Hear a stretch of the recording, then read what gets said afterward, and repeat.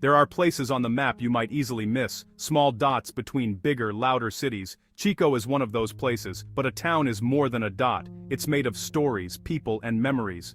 Today, Chico is struggling. Streets once filled with laughter are now quiet. Shops that buzzed with life have closed their doors. Why should we care? Because Chico represents the heart of a country. These communities are the threads that hold us together. The people here aren't just statistics. They're mothers, fathers, sons, daughters, neighbors sharing a common struggle. Their resilience teaches us about the strength of the human spirit. Even in darkness, hope can shine, however faintly. Let's listen, learn, and remember the town of Chico, because in saving Chico, we save a part of ourselves. Not long ago, Chico was vibrant, a place where everyone knew your name. The main street was the heart of the community, bustling from morning to night, the smell of fresh bread from the bakery, children's laughter in the square, neighbors chatting on corners. This was daily life. The food was honest and hearty. Mrs. Gable's diner served the best apple pie made with local apples. On weekends, the farmers market was a festival of colors, fresh produce, homemade jams, and local cheeses. Sharing a meal was how you celebrated and supported each other. Chico was a perfect stop for travelers, surrounded by rolling hills and a clear river. The annual river festival brought music, dancing, and boat races, families picnicking along the riverbank, laughter mixing with the water's flow. These events created memories that lasted a lifetime. The people were Chico's soul, hardworking, kind, and determined. If a neighbor's roof was damaged, others showed up with hammers and nails. This spirit of cooperation was everywhere. The volunteer fire department, the community garden, the school bake sales. Chico thrived not on wealth, but on the powerful idea of community. It was a place where you belonged, a place that felt like home to everyone who passed through. The town's beauty was in its simplicity and its people's generosity. Chico was a hidden gem, a peaceful escape from the rush of city life. Its strength was in its unity. This was the Chico that lived and breathed, a town built on connection, laughter, and belonging.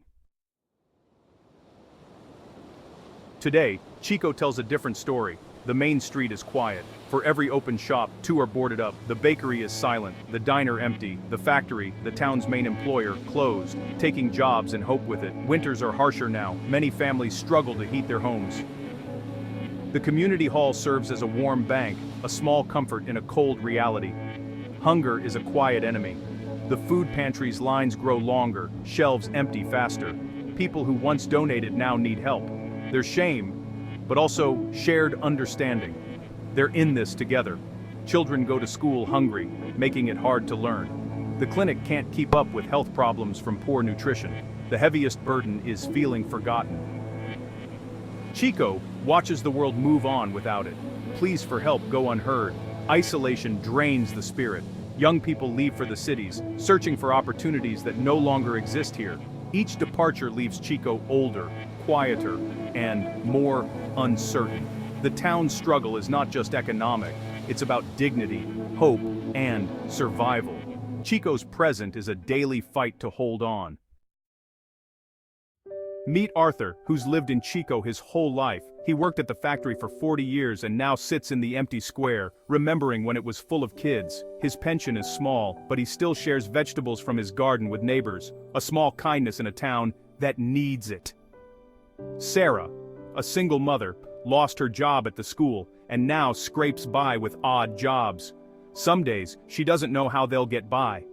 Her neighbor brings over warm meals. These connections are lifelines. These are just a few voices in Chico's tapestry of struggle. Their stories aren't about giving up, they're about enduring, showing quiet dignity in the face of hardship. The hardships are real, but so is the heart. Chico's people are writing their own story, one of resilience.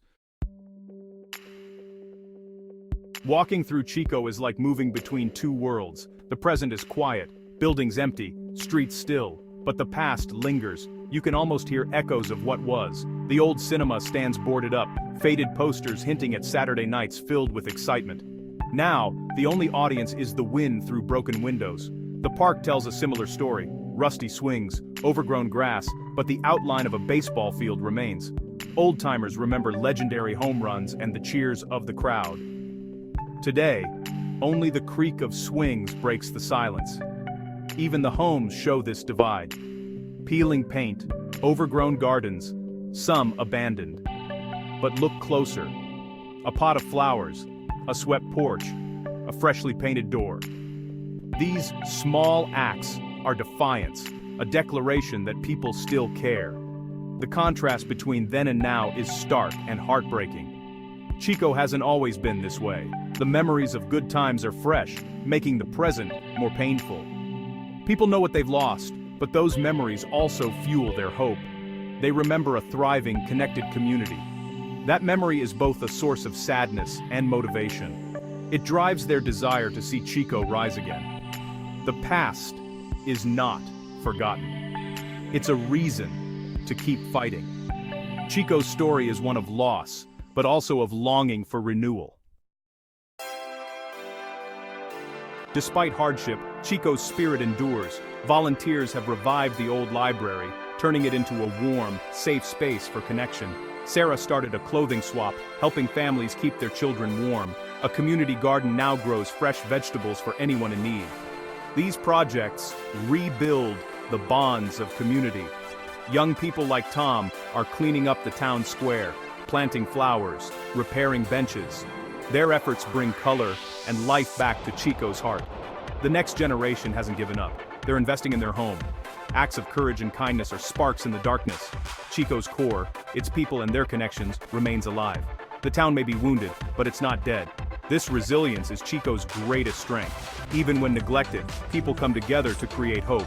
They're writing a new chapter, one of resilience, community, and quiet defiance. Chico's spirit is unbreakable. Chico's story is a quiet tragedy, but it doesn't have to be the end. Towns like this are at a crossroads. They can fade away or be given a chance to rebuild. The choice isn't just Chico's, it's ours. We can't let small communities wither and die. These towns are part of our identity, keepers of history and culture. When we lose a town like Chico, we lose a piece of ourselves. Solutions can start small. Visit, spend in local shops, show people they're not invisible. Support businesses that invest in rural areas. Ask leaders to create policies that help small towns thrive. Chico's people aren't asking for a handout, just a hand up. They have the spirit and will to rebuild. What they lack are resources and opportunity. Imagine Chico's shops reopening, young people seeing a future, children playing in safe parks. This future is possible. Let's not forget Chico. Let's carry its story with us. Let it remind us of the quiet struggles in forgotten corners. By caring about Chico, we say every person matters, every community has value, and no one should be left behind.